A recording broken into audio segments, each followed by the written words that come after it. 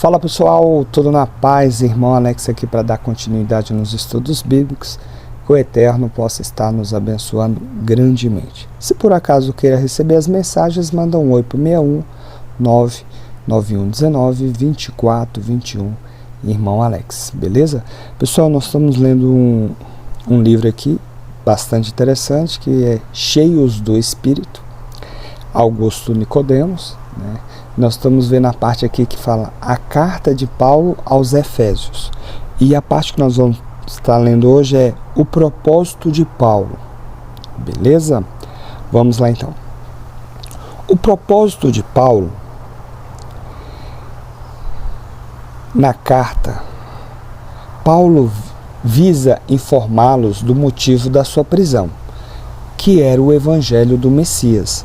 Em Efésios capítulo 3, verso 1, Efésios capítulo 4, verso 1 e Efésios capítulo 6, verso 20. E instruí-los acerca do propósito eterno do Eterno e do Messias e de seu plano glorioso para a igreja. Na carta, Paulo faz uma exposição do grandioso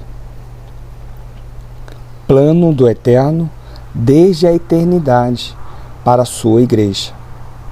E como o ministério dos apóstolos se encaixava nesse plano. Ele nos propicia uma visão geral do propósito do Eterno de fazer convergir com o Messias todas as coisas na plenitude dos tempos. Expõe como a igreja, a comunidade, onde isso se concretiza, teve seu fundamento lançado por intermédio do ministério apostólico, e como Paulo, sendo apóstolo, participou da fundação e do lançamento da base da igreja. As suas cadeias fazem parte do eterno propósito do Eterno para a igreja. Efésios, portanto, é um livro sobre a igreja e é uma carta sobre o povo do Eterno, sobre o plano do Criador para esse povo, sobre os privilégios desse povo, sobre os deveres deste povo, sobre como esse povo deve proceder. E é muito importante observar que, ao expor esse assunto, o apóstolo Paulo faz referência frequentes ao Espírito Santo, proporcionalmente ao seu tamanho. Efésio é uma das cartas que tem maior concentração de referência ao Espírito Santo, ou seja, a doutrina do Espírito Santo é central no que Paulo tem a dizer aos Efésios. O apóstolo se refere 12 vezes ao Espírito, e em mais da metade dos casos ele diz no Espírito, sua expressão predileta na carta. Então aqui, pessoal, você vê que Paulo, ele tinha um propósito. Todas essas cartas, elas tinham um propósito, explicação, orientação, porque as pessoas estavam iniciando na fé. Por isso que eu vou fazer esse vídeo só, até que depois eu vou fazer outro, já porque trazendo um outro assunto, assim, dentro do tema aqui. Mas é interessante que, um exemplo, uma pessoa se converte hoje, no século XXI, em determinadas igrejas, ela vai ter a visão, ela vai ter o entendimento daquela igreja. Se aquela igreja tiver num direcionamento diferente do que tinham os apóstolos ou Cristo, essa pessoa vai estar andando por aquele direcionamento.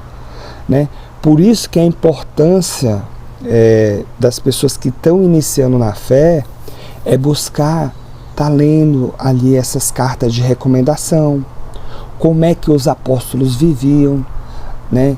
Qual foi a orientação para eles na época. Quando você começa a ler, né, sem a capa da religião, você vai começar a entender que o evangelho que era pregado naquele período é muito diferente do que é nos dias atuais, né? Então nós temos que voltar para o propósito do eterno, né? Para o propósito ali dos apóstolos, que eles estavam bem próximo, né, do eterno, fazendo milagres. Você vê que o eterno estava bem atuante ali junto com eles, né? Então nós temos que pegar como referência os apóstolos, né? E o Messias também, o que ele ensinou ali para os discípulos, né? Então você tem que ter todo esse jogo de cintura para compreender isso, porque senão você vai ficar, infelizmente, que nem muita gente, seguindo uma igreja X ou Y, né, e não está seguindo verdadeiramente os ensinamentos do Messias e nem dos apóstolos, né? Temos que pegar como base as Escrituras, principalmente o Novo Testamento e essas cartas de recomendação aqui, beleza? Nós vamos estar desenvolvendo, trazendo um assunto aqui sobre essa questão do cheio do Espírito. É uma questão bastante importante, né, para que nós venhamos entender. Infelizmente, muita gente não sabe o que é isso, acha que estar cheio do Espírito é cair, né, é ficar batendo, dançando, essas coisas. Vamos trazer os aspectos aqui históricos dos irmãos do passado para que nós venhamos aprender mais sobre esse assunto, beleza? Fique na paz e um abraço do irmão Alex.